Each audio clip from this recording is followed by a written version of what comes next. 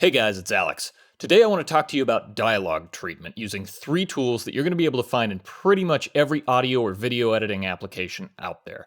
Now this workflow concept is pretty standard on every mix stage, be it TV, theatrical, even music studios are using this. Anything with spoken word is going to be able to benefit. So whether you're working in music or post-sound, live environments, streaming, by applying these techniques, you're going to be able to get better sounding audio faster. Before we get into this, I just want to address real quick, there's a lot of debate on what plugins are best, who likes what microphone, or what piece of outboard gear, and there are a lot of valid points to be made about the different tools that people use. But at the end of the day, the fundamentals of how each one of these tools works is going to be about the same through every other tool in its class. A compressor is always going to act like a compressor, an EQ is always going to act like an EQ, a microphone is always going to act like a microphone. It becomes about what the nuances and characteristics of each one of those tools is that determines who likes what and why. I'm going to be showing you tools that I use on any feature film, TV show, advertising campaign, or whatever project I work on because I prefer them, but they're also just really high visibility. They're easy to work with and they kind of lend themselves to being understood immediately.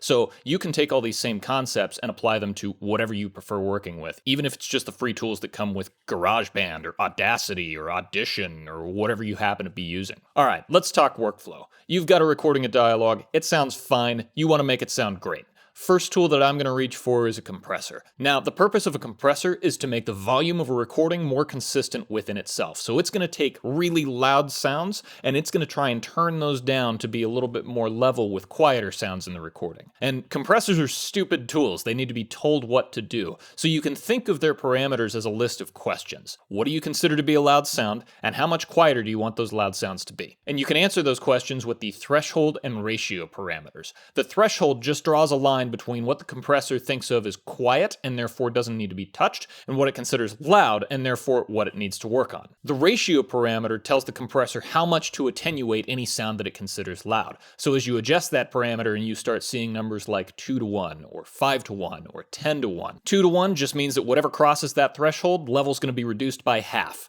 3-to-1 is just reducing it to a third. 5-to-1, 10-to-1, a fifth of the original volume, a tenth of the original volume. Now for dialogue, once you start getting into ratios like 10-to-1 or 20-to-1, it starts to sound really unnatural. So I typically adjust these parameters so that it's only reducing a sound above that threshold by about 6 dB maximum. That measurement is called gain reduction. And on my FabFilter Pro compressor here, you can see this red line and this red meter are indicating how much gain reduction I'm applying using this tool. The attack and release parameters tell the compressor how quickly or slowly to respond when a sound crosses that threshold. So if you have a fast attack and a fast release, something's going to cross and it's just going to slam down real fast and then go away as soon as that sound crosses back below the threshold. If you have a slow attack and release, that sound's going to cross that threshold and the compressor's going to go, "Oh yeah, that." And then start working. Same thing as it crosses back down. It'll slowly unclamp and let sounds go. If you have dialogue that's kind of cutting through a little too much and it sounds aggressive, a compressor is a great way to kind of dial that back using a faster attack and release. Conversely, if you want your dialogue to cut through a little bit more, maybe dialing the attack to a slower setting is going to allow those consonants or those beginnings of words to jump through a little bit, and the compressor is going to react more slowly, so you get the initial hit and then it backs off a little bit. The hold parameter allows you to add time between the attack and release. So if you get settings dialed in that you really like and you're finding that there are just a couple of moments where the release is a little bit too quick or happens a little too soon, you can add some hold time as a problem solver without touching any of the other parameters that you like. If your compressor has a range parameter, that just tells it what the maximum amount of gain reduction it can apply is so that you don't go too far. And if it allows you to adjust the knee, that just allows you to adjust how aggressively or how smoothly the compressor reacts to a sound once it starts working on it. Sidechaining is a little bit more of an advanced concept, but effectively it just tells the compressor that there are only certain frequencies you want it to be looking at when it analyzes what's loud and what's quiet, and it can tailor those frequencies before the compressor starts working. And finally, there's makeup gain. Once you've applied a compressor, you're naturally just making a bunch of sounds quieter within your recording. So makeup gain allows you to compensate for that after the fact by turning up the overall level of that recording and retaining the original energy of your source material. All right, now we've covered compressors, let's talk deessers. A deesser is just another compressor. And if you remember that sidechaining thing we talked about 5 seconds ago, it just sidechains the input of the compressor to only be around sibilant frequencies. So anything like sh or tss, the sidechain targets those frequencies into this deesser, and it only works on those. Same principles apply all the way across the board. Threshold, range, sidechaining, all of it. The only difference you might see is this split band versus wideband. Split band will only affect the frequencies above the bottom frequency of your sidechains. So I've got mine set to around 3.5K because that's where S's really start. Anything above that, this is going to attenuate, but anything below that, the deesser is not going to work on. Whereas wideband, it affects the entire frequency range, and it can sound a little bit more natural depending on what kind of content you're working with. And apart from that, compressors and deessers really function in very, very similar ways. One is just a lot more targeted than the other. The trick here, though, is that I'm using the deesser post the compressor. So once the compressor's done its work and everything is kind of tightened up a little bit as far as levels go, I'm using that deesser to further reduce only those sibilant harsh frequencies that I had in there after the fact. If I had used the deesser pre the compressor, I would have reduced all of my sibilants and those irritating harsh frequencies, but then my compressor would have tried to make all the rest of my audio the same level as all the quieter stuff, and I'd be bringing back all of those same frequencies that I just tried to get rid of. So by using it post the compressor, I'm again getting consistency across my audio and then only targeting the frequencies that I don't like after the fact. I'm using the FabFilter Pro DS plugin for this. I really like how it sounds and I like that it's easy to use, but the biggest component here is that it gives you a really good visual representation of exactly what it's doing. Same thing with FabFilter Pro C as well. You can see precisely what's going on without having to think about it too much. So let's move on to EQ.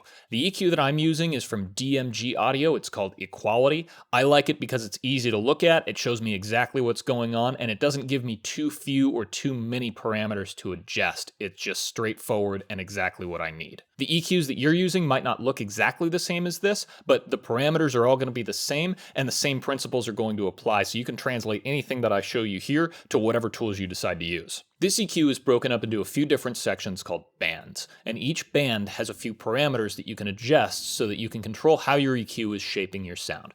Those parameters are gain, frequency, and Q, or sometimes you'll see bandwidth. And there's a little bit of a difference between Q and bandwidth mathematically, but for all intents and purposes, you can treat them as the same thing. The frequency parameter allows you to select which frequency of your sound that specific band is going to be working on.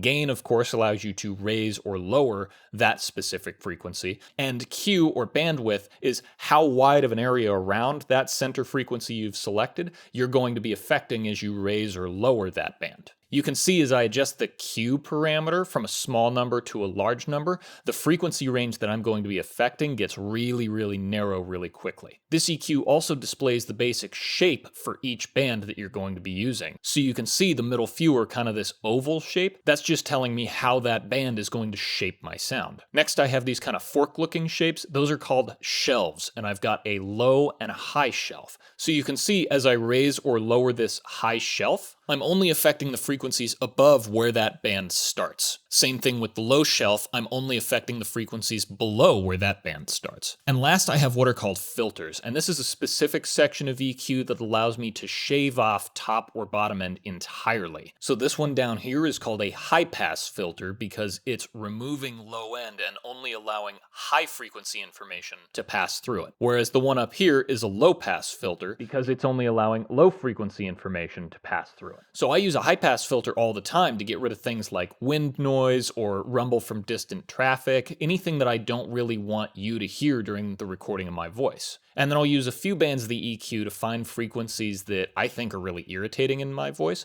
by setting the Q or the bandwidth setting to really, really narrow and raising the gain up while I sweep across the frequencies of my voice to find those things that resonate really, really loudly, like right here. And once I've found that frequency, I just dip it by 10 to 15 dB, and it totally clears the way for all of the pleasant frequencies of my voice to cut through. Finding that on a few frequencies allows me to use the rest of the EQ bands to kind of shape the way I want my voice to actually sound, sweeten the frequencies that I like, and get rid of a little bit more low end so that you're just getting exactly what I want you to hear, because that's going to be a lot more pleasant to listen to instead of having this weird I don't really like how this sounds and I don't know why kind of reaction to the sound of my voice. And again, I'm using this EQ post my Deesser because I want all of the distracting frequencies of S's and sibilants and level discrepancies and all that to be cleaned up so I can really just focus on the things that I want you to hear and the stuff that I want to take away very specifically. One last little nuance in the order of operations here, you may sometimes want to add an EQ before your compressor as well, because if you have a whole bunch of wind noise and rumble, you remember compressors are stupid, they're just going to work on whatever you throw at them. So by being able to remove some of that wind noise first, your compressor isn't even going to want to work on it because it's not there in the first place, and it clears up room in the rest of your signal chain for the frequencies that you actually want to address. Hopefully this video gives you an idea of how you can use the tools that you've already got to get even better sound out of the recordings that you have. I'm going to do a whole separate thing on noise reduction. I know you guys have been asking about that. It's a deep dive, but I'd love to share some of the things that I do with you at the pro level and show you some of the software that you can get for relatively cheap that allows you to do the same kinds of things. But really, any of the heavy lifting that you'd expect to be done on a mix stage or in a big studio is all about compression, de-essing, EQ. You can go a long way with just those tools. So that about wraps it up. Let's answer some questions. How can you treat sound when you have a long beard and a lav mic?